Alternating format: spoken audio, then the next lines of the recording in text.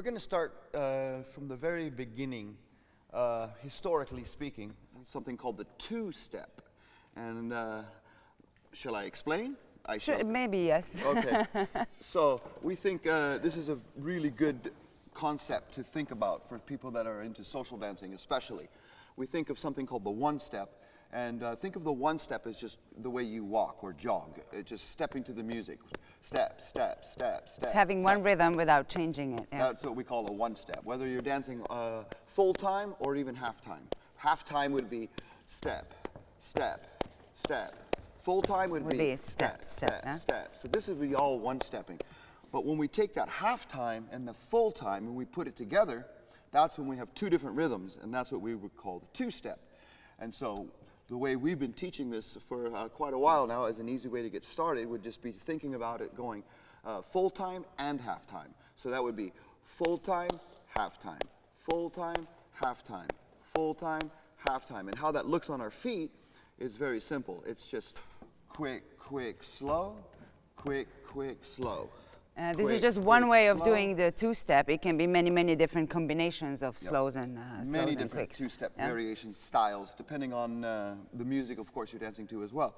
And so if we were just to be half-time, it'd be step, step, step, step. And a full? And full-time, step, step, step, step, step. So we're going to put those together. And the way we describe it, especially for swing dancers, because of the language we use, we say usually rock, step, down. Rock, step, down. And everybody usually in the swing scene knows what a rock step is. And that's you're rocking your weight back. It's not just putting your foot back, but it's actually rocking your weight back. That's a rock step. You're rocking your weight back. And that's something very important. Most dancers that today, at least, we're all dancing in 4/4 time. And it's going to be 4 beats to 1 bar of music. And a phrase is usually 8 counts, and that's why us dancers always are counting in 8s. It's a phrase. It's 2 bars of music. And I think the important thing is that even on that slow, even if we're not stepping, we're still having the rhythm in our bodies. So the rhythm in the body is full time. Right. Yeah, even if you're stepping half time, we still have the double bounce, right. We call it. Yeah, so it's no freezing. It's when you start going, you keep on going. Right. Your body never stops. Yeah. And you'll notice, for those of you who are into collecting older music, let's say, older jazz, when you get your old shellac records, and this is a good one because of last night, one of the bands that we really like to brag about in Summer Jamboree anyways, is a band from New Orleans called the Original Dixieland Jazz Band. And the very first jazz recordings in 1917, there was on the record, on one side of the record was the song called Livery Stable Blues. And if you look at that, it says on the record, it says two-step. And on the other side of the record was the Dixieland. It was one-step? Dixieland one-step, and that's that one-step. So if you just listen to that one record, the first record recorded in jazz in 1917, you'll have the two-step and the one-step on that record.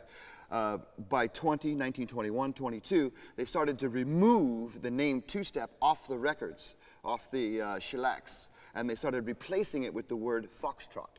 And it's not necessarily the dance Foxtrot, but of course it is, but it's two-step. It's the rhythm. Yeah. Foxtrot is a two-step dance. It's the quick, quick, slow, or the slow, slow, quicks, but it's those two different rhythms. So for those of you who are into looking at those records, you can see the word two-step, and now you understand what it means. Let's just talk about 4 beats of music. We have our quick, quick, down, or we have our quick, quick, kick, and then down. So we're emphasizing either a 3 or a 4. And all of this is interchangeable. Once you get really, really good at it, you can mix this all up. And it's a personal choice. It's an option. So it doesn't matter which footwork the leader is doing and which footwork the follower is doing when you're doing it as a couple. Yeah. Well, what we have is, again, let's talk about 4 beats of music. Yeah. We're either stepping down on our 3 or we're kicking and stepping down on our 4. So there's only one more possibility in our swing dancing, and that is connecting the 3 and the 4. And that's something many of you already know, depending on the dancing you do, of course, and that's called a triple step. And you ask, what is a triple step? A triple step is connecting 2 beats of music with a syncopation. So when we step on the 3, it's 3 and 4. So let's just talk about what a triple step is real quick. I'll start like this, and I'll do it starting with my left. I'm just going to do just a triple step. It's 1, a 2. It's simple as that. It's da, ba, ba. It's obviously not a cha-cha, so it has that syncopation. What's the difference, you ask? Cha-cha would be straight time. Cha-cha-cha. What we're doing is da, da, da, da, da, da, da, da, da. Triple step, triple step, triple step, triple step. So that's something we think of as something a little bit further along, a little more advanced. We don't really consider the triple step necessarily a basic. That's something, it's fancier than the basic. It's a decoration of the basic. You hear something in the music that makes you feel about syncopation and triples. And as Peter said, you can mix this up however you want. Right. So you can do 1, 2, 3, 4 as a quick, slow, and you can do the 5, 6, 7, 8 with the triple. Yeah, it's totally up to you. Yeah, and that's why we always say start from the very beginning and learn the basic 2-step, quick, slow, down on 3s first, get good at that, then change it, get good at the kicks, and then last but not least, of course, learn to syncopate and start doing triple steps and adding those in there as well when you start hearing it in the music. Yeah. And these steps take us from the beginning of jazz, like I said, the teens, all through the 20s into the 30s, where you start seeing the triple steps appear in swing dancing in the middle 30s. And so, again, you're dancing, as you learn how to dance, think of your dance as kind of a progress throughout history, your evolution. Instead of thinking about learning a dance from history and going back to a specific year, like whatever the case may be, I'm going to learn the 1939 dance, let's just say, or I'm going to learn the 1956 dance, Don't Knock the Rock or Rock Around the Clock. Instead, we start from the beginning of dance, the beginning of this type of music, the beginning of jazz, and then so our dance is actually the evolution of dance, as the way we like to think of dance. So we start from the very beginning and we learn all the ingredients of all these dances. We learn the ingredients, and then we learn these dances throughout history.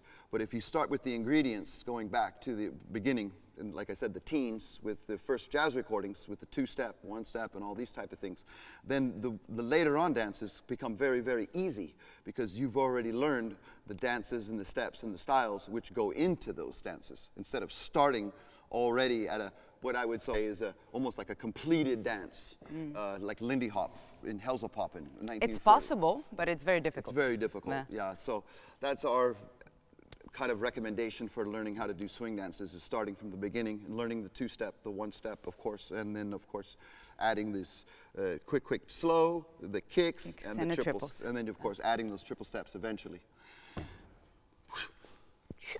That?